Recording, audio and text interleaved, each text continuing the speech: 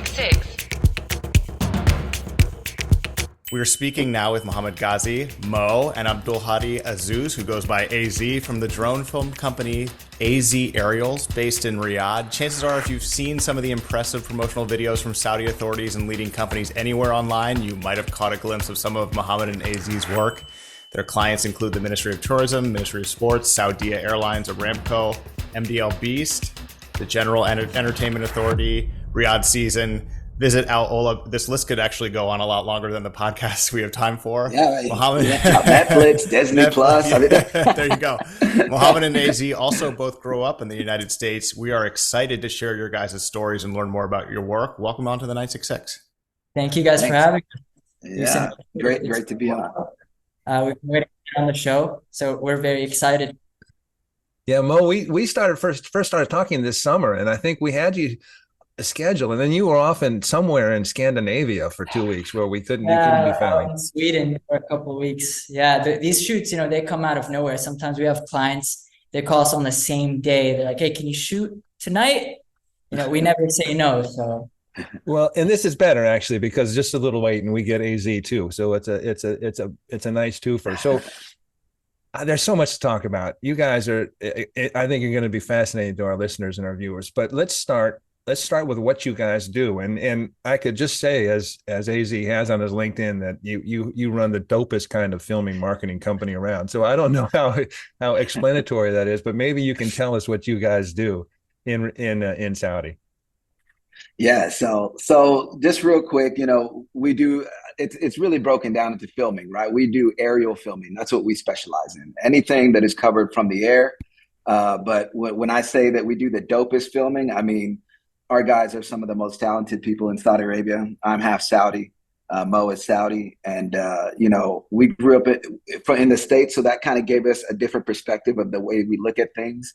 It's a nice contrast between the creativity that happens in Saudi Arabia and the Saudi mindset with a little bit of flavor from what we do. So where we have a more, dynamic maybe look to our filming, or we can offer a different type of perspective to a lot of those things. So a lot of people find that unique in the way and style that we film, because a lot of people can fly drones, a lot of people can film, but we tend to be pretty unique in the way we do it. Can you take us through a shoot, for example? So Lucian was referencing Al Ula, but then you've done things all over. I can still remember seeing one of yours from that. It was a big, huge sort of gala glitzy thing. So for example, if you're on a shoot, what are you guys doing, and what are you responsible for, and how do you handle it? Yeah, so we get hired by either production companies, sometimes directly by the studios, or direct by the client. In those different people, sometimes there's different roles. So sometimes we are part of the creative team when it comes to creating a storyline or a storyboard. Sometimes we'll go on a shoot and we'll just be directed by the creative director on certain shots that he wants. So we get on set, we go through all the different sequences, and sometimes we'll go on what's called a tech recce a couple of days prior to the shoot. That way we can kind of identify different locations and how technically we're going to be doing this type of flying or shooting. Mo has done a lot of the FPV stuff, for us. And a lot of that is really technical flying, especially when they expect us to go through like tight gaps or multiple cars, as maybe you've seen in some of our videos where we actually go through multiple car doors. And we're talking about, hyper cars that are worth hundreds and hundreds of thousands, sometimes millions of dollars. Yeah. Well, actually, Mo, let's talk about where you learned your skills, because when I'm guessing you learned your skills at the Philadelphia Country Club. Is this true? Yes. I actually started out there when I was still in high school, and it was right down the road from where I lived.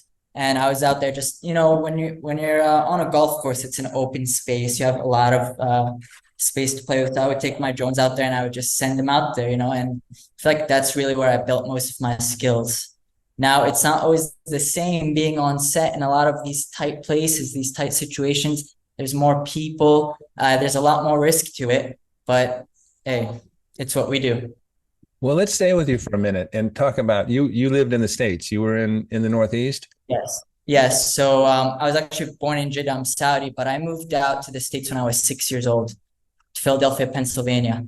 So I was out there from preschool up until I graduated from the University of Arts, where I got a bachelor's in filmmaking, film production and design. Yeah, as soon as I graduated, it was still Corona times, and I came back for a family visit.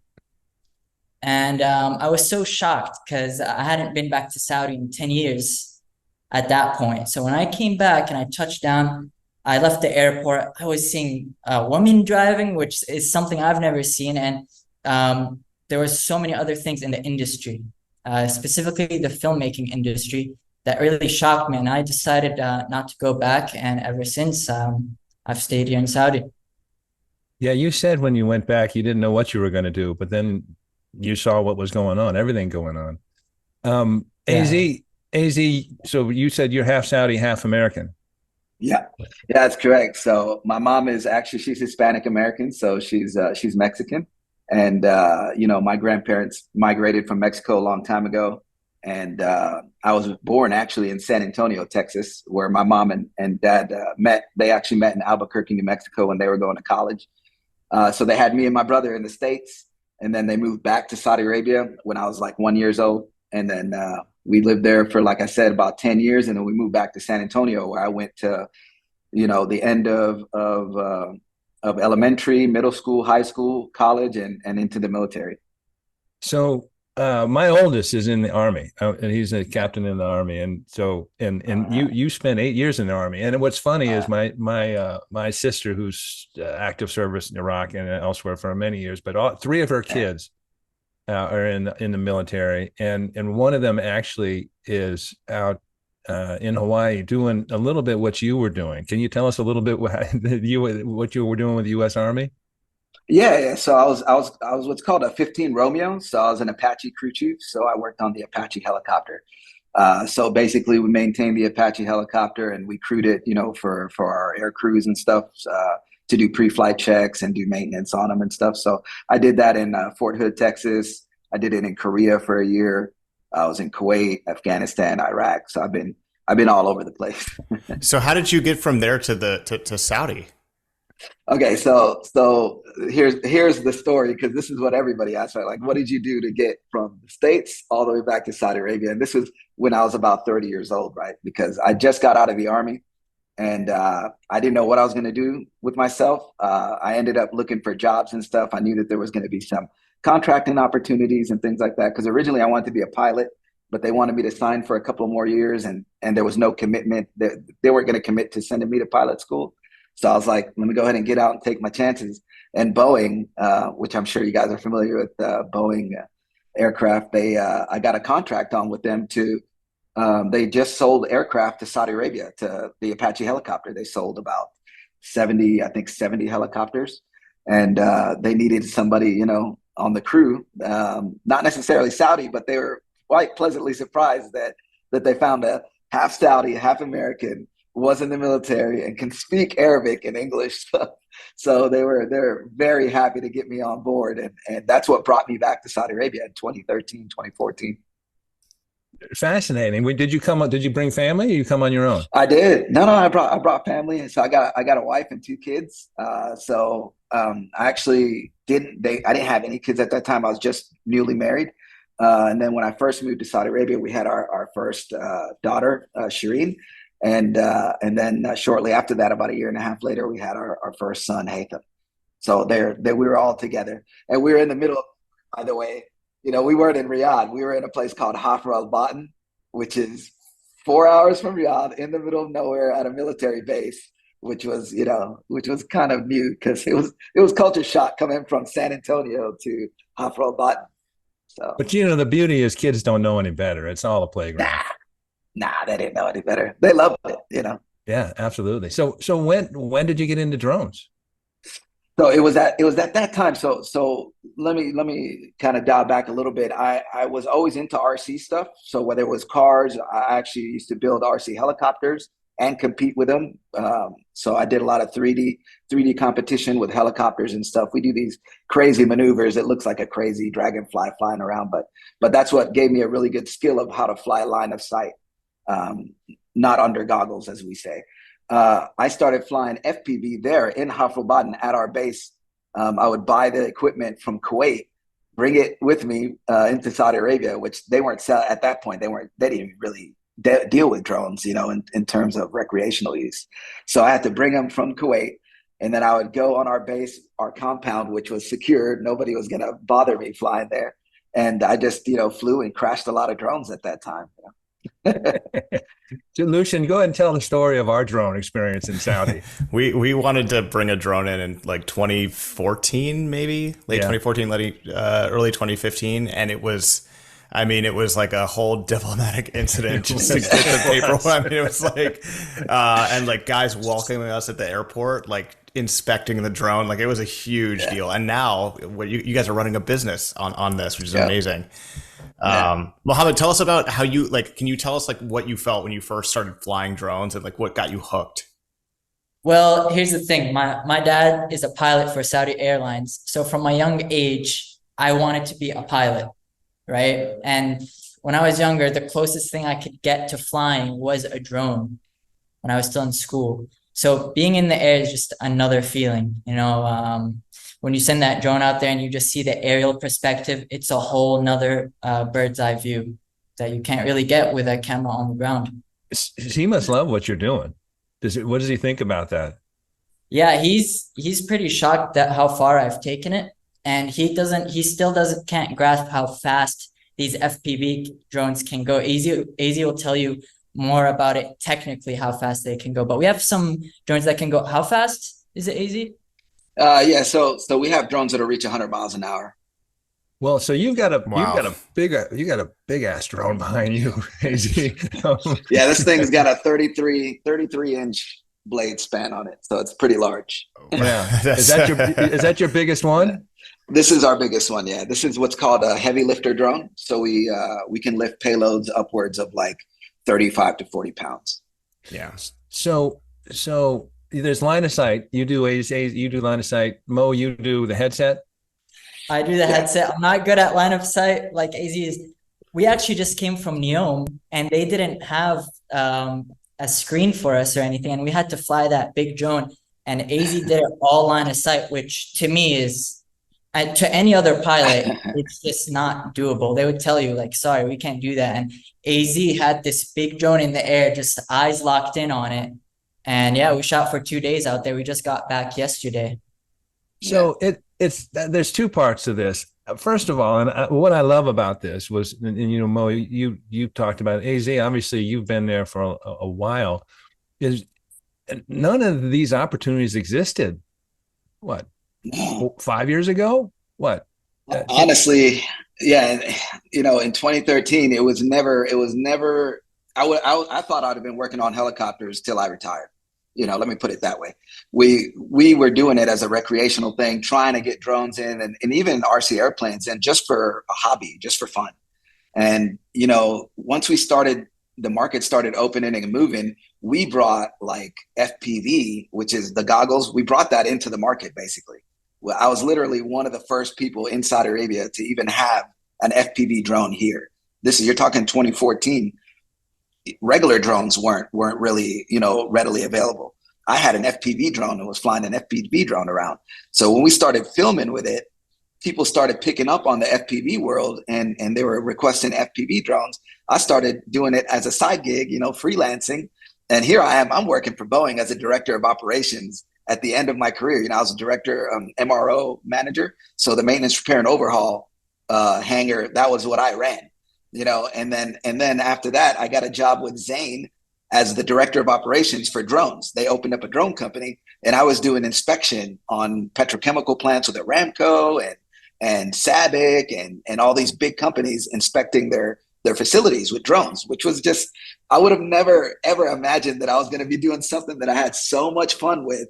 Now I'm doing it as an everyday job, so imagine the smile on my face when I go to work, Well, it's really interesting because that's a booming business in and of itself. Major facilities with extensive things. You don't have to send out a crew in a truck. You just send out the drone and so you've got a good gig, AZ. You've got a good job. You got a wife, 2 kids. You're making good money. You got a lot of responsibility. Yeah. And so, so you just leave it all and you start your own production company? It's called the leap of faith. I'm Well, sure you've heard of this before. I got to give your props to your wife in the first place, who was a newlywed and came over to you to sat with Saudi. So she clearly she's clearly is all in and has this great. Well, she's half Saudi too, by the Oh, way. there you So go. All she's right. Oh, awesome. So yeah, she's half Saudi. when did you start? When did you go out on your own? So this happened. I was doing a lot of freelancing work for about I would say a good solid 2 years, right? So it wasn't something that was like overnight. I was doing a lot of gigs and doing a lot of jobs and stuff. It's actually a couple of times that I ran into Mo doing these jobs, and that's how we kind of met. So I saw a big potential in that, and then I ran into the problem where I was running out of vacation time to do these jobs, and then I started to have to get other people to do jobs that I didn't want to lose clientele with. So I told my wife, I was like, look, I'm making some pretty good money on on some of these gigs, where I'm making my salary in like, a week. You know what I mean? My salary at my lucrative job. I mean, I was making really good money, and I just said, I'm at a point. Should I go full time with my job and turn this into a career in terms of a business, or should I continue up the corporate ladder? And I kept thinking about it, man. The corporate ladder was just like, I was tired of that. There's a lot of red tape and politics, and I'd rather be on a set filming a movie or a commercial and having fun. I could be flying line of sight in Neom. I don't. Yeah. Exactly. So that's what I did, and my wife was very supportive of that because it was a big family decision. I got a lot of responsibility. I got a house here in Saudi Arabia. I got a house in the United States. My mom is retired. She has no retirement. She lives off Social Security. She lives in my house.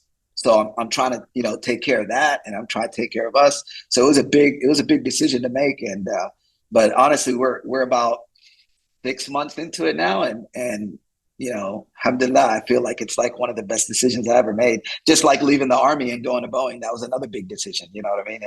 And thankfully, that was a good decision I made. Yeah, that's fascinating. So you had a book. You had some clients before you made the leap, and it looks you'd gotten you identified Mo as talent. As somebody you want to work quickly. With. Yeah. Where have you shot, and is there any place that has been just extraordinary or really notable? Yeah, I mean, there's so many. There's, with working with this job, and Mo will tell you the same. We get to go to some pretty unique destinations, especially here in Saudi Arabia. Some places that Saudis have never been and never experienced, and then we get to present that to them as a place that they can go and visit and vacation at now because it's available to them. It's just sometimes they just don't know that was available to us. So that's part of our job. I feel like part of our passion is also demonstrating Saudi Arabia and all of its beauty to the world, but through our eyes. So, places like Abha and, Najran and places like the Red Sea and Alula have some of the most spectacular, even Neom and Wadi Tayyib Isim and all of these places that are just, the salt flatlands. I mean, they're so amazing. We even have volcanoes that I didn't know about until I went to go shoot. We have these volcanic. I did a shoot with a documentary series that was focused on archaeology and geo discovery of rocks and different things. And we went to these volcanic remains of an old volcano that was in Saudi Arabia. It was completely black lands of old volcanic rock, and it was just amazing to see here. It's extraordinary. And it is kind of neat because as the country opens up, you're sort of on the leading edge of it. And you mentioned Neom, Alula, Abha, and Najran. They're going to be pouring a lot of money into the Southwest. And as I understand, there's going to have a significant initiative for the Eastern Province coming up, in this last half of this year. So you'll probably be over there too. Mo has already shot in Dammam and with beautiful destinations and some of our clients and stuff out there. Very cool. Who are your clients? Government, private sector, production companies? Everybody. I mean, people that are looking for drone, videography and stuff, we get them from everywhere. And I mean everywhere. We have production companies from the UK. We have production companies from Dubai and all around the GCC. We have internal production companies that want to shoot commercials, that want to shoot movies.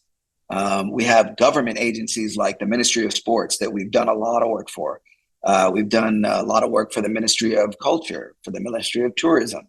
So, there's a lot of different types of clients in that, and a lot of different types of filming going on with a lot of different types of goals to use for that filming for. So yeah, another thing that I just wanted to point out there is our drone light shows, right? Yeah, so we have done probably about 20 to 25 drone light shows here in Saudi Arabia. So I also work with a company that is run by a gentleman named Abdulhadi, and it's called Rising Star, or New Rise Technologies. It's partnered with Silla, which is a semi-government agency, and they brought us on to fly the drones. So they used to have some Chinese companies, who they bought the drones from, and they were flying all the drones for them as they were setting them up, and then they were using us to be there, kind of supervising them, and then it transitioned into us getting trained and learning how to fly them. And now I've probably done about 15 drone light shows myself with one of our partners, Mohammed, and we've done all these drone light shows, and they're just so amazing, So I just thought that was something worth mentioning. Yeah. Those are jaw-dropping. What's the largest number of drones you've had in one of those shows? So we had the Guinness World Record for the largest QR code with, I think it was 3,300 drones in the air, I want to say. Yeah, it was nuts. We also did the first television in the air. So we put 3,000 drones in the air, and we played a video in it for the Riyadh season opening last year, which was amazing. Yeah. So we've done a lot of those. For the layman, how does that work? Surely you don't have 3,200 pilots on the ground, so you have them like coordinated somehow. Like what? How do you do it? Yeah. So a lot of people don't know how these work, right? And people have asked me that, like, you guys have 3,300 pilots? And I'm like, no, that would all be mayhem. No, it's all run on a software, right? So we storyboard something together, we put it together with the client. We go out there and put some images, or we come up with some creative design, and then we go in and put it into a software. They bring it to us, and then we put it on our computer system, and that is what runs the actual show itself. So we have 2 computer laptops that are sitting there sending out the commands and all the software and stuff on the drones themselves. The drones are run through what's called an AP system, or like access points. So it's just like Wi-Fi access points. They're set up all the way around our border, and that's what communicates to the drones through our computer system. So it's all a touch of a button. And are you growing, AZ? I mean, in other words, you've got you and Mo, but have you got other talent also? You got to have an administrative side, probably.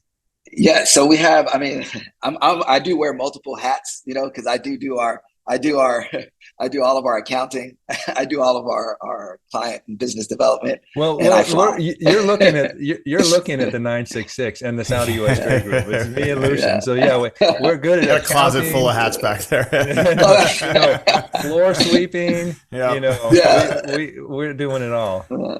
No, but we do have Gabriel. So Gabriel Pintinelli, he's a Romanian expat, and he's working here in Saudi Arabia. He was working for a company called Jam, which was a company that runs Fitness Time, which you may have heard of here in Saudi Arabia. He was doing all of their social media work and camera work and stuff. So he actually hired us for a gig for Fitness Time, and that's how we met. And eventually we just ended up working together on a couple of jobs, and now he's come over to work with AZAerials. Now he's a full-time employee with AZAerials, and he does a lot of our editing. He flies a lot of our drones, our Mavic drones, and some of our City Whoops as well, FPV. So, and he's really good. I kind of taught him how to fly FPV in the beginning when he first saw it, when we first started shooting together. So he got really excited about it, and now he's on the team. So maybe you can geek out for us a little bit and tell us the different kind of drones you fly, and their uses. When you need them, when you need the monster behind you, when you need the hummingbird ones, whatever whatever you have. Yeah, certainly. So obviously we have the Cinelifter. This is one of, like I said, our biggest drones. This thing is massive. This is in its closed form. You can actually open this thing up, and it gets bigger, and then it condenses down to go back into its box. But this is the big monster. So this one we film on sets like movie sets, big commercials, big budget things like that, because it's really an expensive drone. It's not a cheap piece of equipment to put in the air. Normally, some of the cameras that go on there cost upwards of $50,000 to $100,000. So, it's usually about $180,000 to $200,000 flying in the air. Steady hands. I can see you. Everybody, clear out of the way. Give me space. Yeah. When this comes out, that's it. No joking around. We got to take it seriously. Mo, is there a specific type you fly? Yeah, so I mainly specialize in the FPV drones, and there's different sizes to those as well. We've got big ones, not that size, but we've got FPV drones that carry those same exact expensive cameras. And we've also got smaller ones that carry GoPros mainly. And we've got ones with exposed propellers, which we fly outdoors.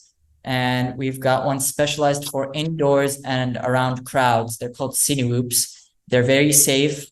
We usually fly. Yep, there you go. That's tiny. That's the Avata. Yeah, it's cool. Like palm of so that's the protected propeller one. Yep, that we would call that a cine whoop, and that's super safe around people. When you're on a film set, you can fly around the actors and whatnot. And even when I'm flying around some supercars, I like to fly with the cine whoop in case anything goes wrong. You know. Is there training you can do that's not like live drone, because you're doing it FPV like through your thing? So like, you can probably practice or whatever, or like study landscape at home and stuff. 100%. There are flight simulators, drone simulators, where we put in a lot of hours. Now, these simulators are on your computer. All you have to do is just buy a controller and you connect it, and you're basically flying. Now, it is realistic. It's not, I wouldn't say it's 100% realistic, especially when it comes to the physics, the gravity of the drone. But whenever somebody comes up to me and asks me, hey, Mo, how can I get started flying? Where do I start? I say, hey, buy yourself a controller and download the simulator before you do anything. Don't make the same mistake I did and many other people did, which is buying a drone right away and just sending it out. Hey, in my days, there were no FPV simulators. But when I started, it was crash. Isn't the true essence of entrepreneurs to fail? So you go out and get your drone and crash it and go, oh my goodness. We failed a lot. Yeah. Just as long as it doesn't happen with that big rig behind you, then No. We're kind of past that point. I mean, for the most part, thank God, all of our guys are very professional and they're very skilled and stuff. So, but we did, in the beginning when we were all getting into this, there was a lot of crashing. You tend to try to fly things that are a lot less expensive and just use them as a crash type of drone, something that you can fix or repair. FPV is like that. I've built all of my own FPV drones, by the way. So all the FPV drones that I fly, I normally have built myself. So when I crash them, I can tend to fix them. They come in this little box. This is a flight controller and an ESC. This is basically the brain and what controls the speed of the motors and all that stuff.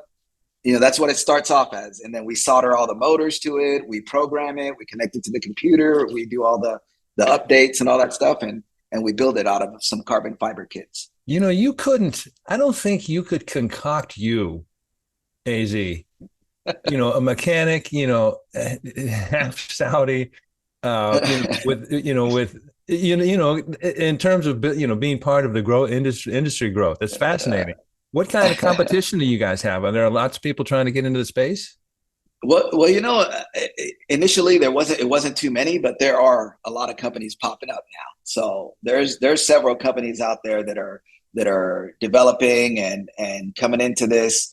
I would say that we're one of the more seniors in terms of experience.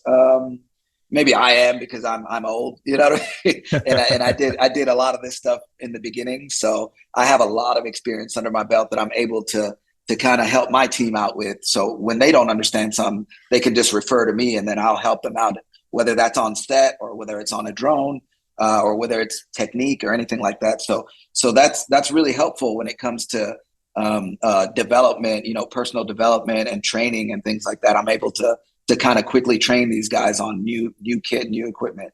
This drone, I went to Vancouver to pick it up in Canada. Huh. I brought it to Texas, and then from Texas, I brought it back with me on the plane. I registered it while I was in Texas and brought it back with me. But while I was in the States, I went to Washington, Seattle, where this drone is made, and I actually went to the course there to learn how to fly it. I'm guessing that's not a carry-on item. No, I had to pay a lot of money to get the box is huge. So buy a business class seat. Yeah, exactly. So right here. So we cover all of Saudi Arabia, and we cover all of Vision 2030 and different sectors and that sort of thing. There's always, whatever the launch or the project, a lot of it has to do with upskilling and developing Saudi talent. When you look around in this industry, is there young talent coming along? Absolutely, definitely. His Royal Highness Mohammed bin Salman. He has been one of like the shining stars for us here, because he has just put it out there like, we're going to develop Saudi Arabia, we're going to develop our youth, we're going to give opportunities to Saudis, and I think that has really jump started this whole mindset of go out there, build your capability, build your businesses, be innovative, and bring something new to the table. And I think that's really motivated, especially a lot of younger Saudis like Mo and a lot of, even myself, you know what I mean? I'm 41 years old, but man, I see all these younger Saudis that back in the day, they weren't as ambitious as they are now. Now they feel like they have the opportunity to bring something new to the table and be innovative and bring their talents and capability. And it's just really awesome to see. It's been fascinating to watch. I first went to Saudi in the 80s and actually and know a little bit about Boeing, but this was in their AWACS version. This is way back when. But so we've been able to see this over a long timeline, and absolutely, it's different. Absolutely different. Yeah, it's wonderful. I love it. It's a great time to be in Saudi Arabia. So you guys do also, like, if you're not like one of the biggest players, you're not like the Ministry of Tourism, but you're sort of a small to medium-sized company, and you have something that you physically want to show off. Just trying to think of an example off the top of my head, but maybe you have a factory or something that you think people want to see. Can they approach you? Because I see your website says, you also edit some of the videos and stuff too. So you're also a bit of a production company as well. So these opportunities can approach you directly online, or how would they find you? Yeah, so we have a website, right? You can go to azfilms.com or azrcksa.com. Also our Instagram, AZAerials KSA. That's probably Instagram has just been amazing for me. That's another thing, right? When I was working, for the corporation at Zain, my first job was through Instagram. My first paid job, right, was through Instagram. A guy contacted me. It was a production company, and they had a French production company coming to film for Red Sea and Amala, and they wanted some FPV drones. This is in 2016ish, and they're like, "Do you know how to fly FPV? I've seen your Instagram, and you posted some videos." And at that time, they were just videos of me flying, chasing cars, and drift cars, and going out to the desert and things like that. So I was like, I've never done it for money before, but I'll take a whack at it, And that was really what lit the candle to getting into it commercially. It was Instagram. So to this day, I would say Instagram is probably one of our biggest platforms in terms of how do you find AZAerials and how do you contact us, because my phone number is on there, our website's on there, and you can DM us directly. You guys are about to get a highly coveted follow from me in about 10 minutes. Highly coveted. Yes, indeed. Well, our stories are really cool because we post stories of all of our jobs. So if you were on a couple of days ago, you would have seen us in Neom filming a live broadcast with this drone and us just having a ball. That's awesome. In 50-hour kilometer winds. What's your Instagram handle again, just so our listeners and viewers can toss you a follow? Yeah, it's going to be AZAerials KSA. Okay, cool. We're gonna put that in the production as well, so you can't miss it, because I can't wait to see that as soon as we wrap. You'll get a less coveted follow from me. Numbers are numbers. Well, no, it's just so amazing. So you're out at Red Sea Amala in 2016, and actually, Lucia and I have a bit of envy. So we finally got to see Alula this year. We'd love to see Neom. We'd love to get to Red Sea. We'd love to get, hopefully maybe we could see Qiddiya. But my point is, Red Sea is just about to launch. They'll open three hotels later this year. Yeah. But you're seeing it at the very early stage, and you've probably been back since. So it's just amazing what you get to see in this job. Yeah, all those hotels you're talking about, we filmed them. Yeah. Yeah, and we're actually going out there in 2 weeks to film another one. Well, I was talking with somebody about trying to get to Neom, and I know, Lucian, you wanted to try and get to Neom, and they said, well, it's mostly a construction site now. And I was thinking, yeah, I'd kind of like to see it. Yeah. Because at some point it'll be more than that. Definitely. I mean, it's really, me and Mo kept making comments as we were driving to the airport.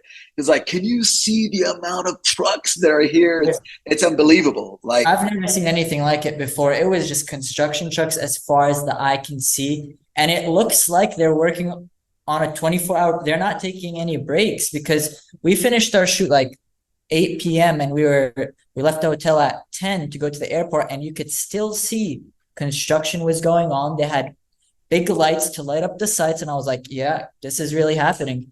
And a lot of my friends in the States asked me, hey, is the line really happening? Is Neom really a thing? I'm like, yeah, it is. I think that should be a new catchphrase for Saudi Arabia, because we hear it all the time. Yeah, this is really happening. Yeah, exactly. It's true. It seems like so many of our guests at some point go, yeah, this is really happening. Yeah, when I worked for Zain, we did so like I said, we were doing inspection, and we did land surveys as well, right? So Neom was a big client for us, and we went out there a few times to do land surveying for pre-construction work and build to plan type of 3D mapping and things like that. Wow. Lucian wants to know if you did the golf course at Sindalah. No, I didn't. I wish I would have. Well, there goes your own. Not yet. Yeah, 2024. You're going to unfollow you now. A buddy of mine is doing the golf course for Qiddiya. So that whole Qiddiya golf course, he's actually doing all the inspection. His name is Mohammed Hilal, and he's actually another drone pilot that's got his own little freelance gig. But see, that's the thing. A lot of us work together, right? A lot of us kick work back and forth with each other. There's a lot of smaller companies that have their own thing going, and we all either work on similar projects together, or like MDLBeast. It's about 5 or 6 of us, and we're all working for different people. But then somebody will get this contract and be like, hey, I need 4 more pilots, let's do this together, and that's how we did the MDLBeast. Can we ask you about MDLBeast? Because I feel like that's the live event in Saudi that people outside of Saudi are talking about. I mean, there's a lot of them happening, but what are you guys doing for that? Are you like filming the acts and the whole thing? Like, tell us about it. Yeah. And hopefully what I'll do is probably give you some video to that. So when we're talking about this, you can kind of kick some B-roll to it. Yeah. So we do a lot of great filming with MDLBeast. We do hyperlapses of the entire event, like from sunrise or sunset. We'll do things like flying through the shows. We film like most of the acts, especially the big acts. Like, we were filming like Post Malone and DJ Khaled last year, which was really amazing. We do broadcasting. So sometimes we will stream the actual event live through one of our drones, the Inspire. We'll send a feed right to the video house, and they'll stream it online. And then we do a lot of, MDLBeast is amazing because their media tent it's like an ant farm. It's like a bunch of ants, everybody working on different things, because they're uploading videos as it's happening. People don't realize it's like, as that 3-day event is happening, they're constantly uploading to their social media. I mean, we have to come in there after we do a shoot, quickly give it to the DIT, which is the digital ingestion technician. He takes all the data, he gives it to the editor, they start editing, and then they put out a 30-second or 15-second clip. So it's a lot of fast-paced filming of different things throughout the day, and we're all kind of assigned different tasks. So you go fly some FPV here. You go do a hyperlapse over here. You go take this stage. And we're all on headsets and, flying around. And, there's manned helicopters with VIPs coming in. We got to land everything, then take back off. It's a really hectic 3 days. I mean, we go in at 3 p.m. and we get done at 3 a.m. So is there a MDLBeast air traffic controller? Right. There ought to be. Yeah. I mean, that's amazing. They do have a centralized communications there. It's really organized. I mean, the military and all the safety agencies that are there, whether it be Royal Guard or the helicopter company who operates out of there. Those guys are so organized. We have meetings before. We talk about our operations for the next 3 days. They give us our call signs. They give us all the EPs, which are emergency procedures, things like that we would have to do in case of an emergency. The helicopter has the right of way. So anytime that comes in, we have to land. We all get on WhatsApp groups for the different filming, whether it's drone filming or the controllers and stuff. That way we're alerted in several different ways. If our comms go down, then we have our cell phones, So it's really been quite a logistical nightmare, but it's almost like a ballet, right? I mean, they play it so well and it's really organized and it flows really nicely. And we're talking about the Soundstorm. That's the 3-day festival. It's really amazing to see in Saudi Arabia something like that happening on a yearly basis. The footage is astounding, and the numbers are astounding. The number of people. Anything you see from the air is us, by the way. As we sort of wrap this up, how do you guys see yourself growing next year? I mean, because you guys are on fire right now, and we're excited to be speaking with you now. Where do you guys see this going in 2024? Yeah, so right now, and I'll give it to you how it is, man. We're a small company. We're working out of an apartment that's like a 3-bedroom apartment, one office, which is this. This is our area where we keep all of our equipment and drones. You can see containers behind me and landing pads and everything. Wow. This is where we operate right now. But I want to take us to the next level. So we've been looking for a space now. Jax, which is in Dar'iyah. I'm sure you guys are familiar with Dar'iyah. They have what's called the Jax space.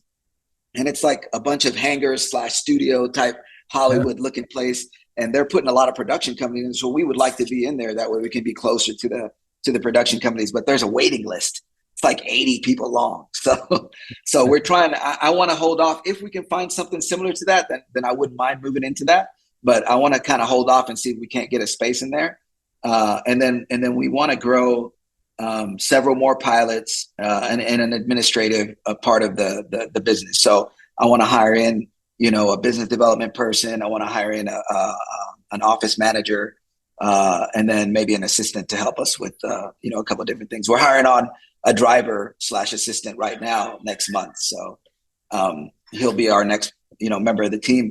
But we are wanting some administrative and some new pilots coming in to help us grow. Well, I think we need to agree that we'll have you on again in sometime either next year and sometime. Let's just book it because you're like an aerial roadmap. You're an aerial roadmap to the new Saudi Arabia. I mean, you're going to be going places where most are. It's just a fascinating space you're in right now.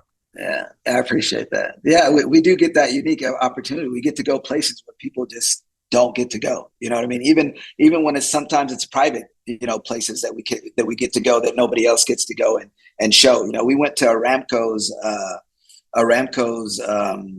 what is it called? They call it mahmiya in Arabic. It's preservation, for animal preservation. And it was beautiful. I mean, seeing those animals there, and ostrich came right up to me, you know what I mean? And nobody gets to go there and fly a drone. That just doesn't happen. So having those kind of opportunities to be able to shoot that kind of stuff is just something I would have never thought we were able to do. We just did that in Alula. Alula has also a reservation for animals. And they said that we were the first people to fly drones in that area. So I was like, man, that's awesome. That's amazing. Yeah. Mohammed, Ghazi, Mo, Abdulhadi, Azouz, who goes by AZ from the drone film company AZAerials. Toss them a follow, as I intend to do in about 90 seconds, at AZAerials KSA, based in Riyadh. Guys, this was super fun. And one more thing. AZ, we need to introduce you to Nora Ortiz, who was a previous guest of ours on the 966. She runs a Mexican restaurant in Riyadh in the diplomatic quarter called Don Rubin. It's the Already met her. Yeah. Oh, really? Yeah. Okay, cool. Yeah, There you go. Small world. No, Yeah, I was like, she's great. We had lunch, obviously because I'm Mexican, but we had some food there the other day, and I took my mother there. My mother comes back and forth from Texas, and we actually met her, and I was amazed. I was like, "Oh, you're American, and this and that." She was married to Saudi, and it was just great, to meet her there. It was so cool. And their food is amazing, by the way. So if you guys are in Riyadh, go that's there. awesome. Yep. Well, and she was amazing. So it was mother approved. Your mom was happy with it. Oh yeah, she loved it. Wow. She every time she comes, she wants to go over there. My kids also like, can we go eat at the Mexican restaurant? No, Nora should find some way to use your mom as promotion. Mother approved. Actual. Yeah. Mo, AZ, thank you guys so much. Thank you for having us. Thank you, man. It was really a pleasure to be on with you guys.